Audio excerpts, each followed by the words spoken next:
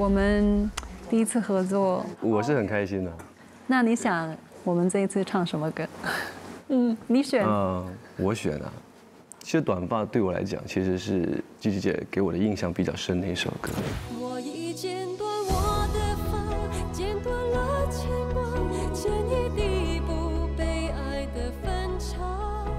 长长短短，短短长长，一寸一寸在挣扎。其实我有一个故事，那时候我还不到20岁，然后我的外公过世。那我的外婆就是有点没办法振作起来，那我又不知道怎么样去安慰她。后来我就想到以前她曾经跟我说过，我的长头发会把我的营养拉走，因为我那时候很瘦很瘦。因为外公过世，我就想起，说不定我可以做一件事情让他开心起来，我就跑去把我本来到这么长的头发就去剪短。他可能不知道我剪这个头发是为了他。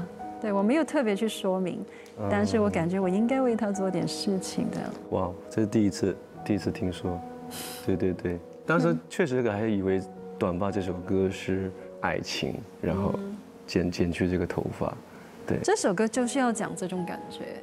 因为这首歌出来，有很多的女孩子，她真的就是听完我这首歌就跑去剪头发了。对，可能她们不知道怎么去面对失恋，然后听完这首歌，觉得好像是一个释放自己，有一种解脱的感觉。是，有。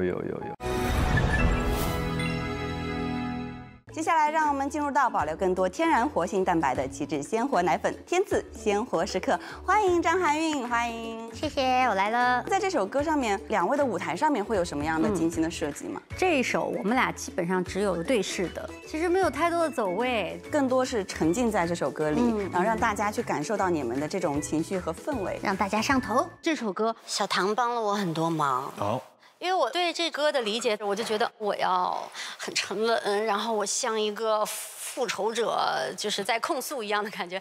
排练的时候，我总是感觉自己敌意满满，然后小唐就会非常委婉的说：“姐姐，其实你要把你的声音放出来。”他的意思是说松，哎，放松。对，而且和声的部分也是他的比我更有难度，他唱更高的部分。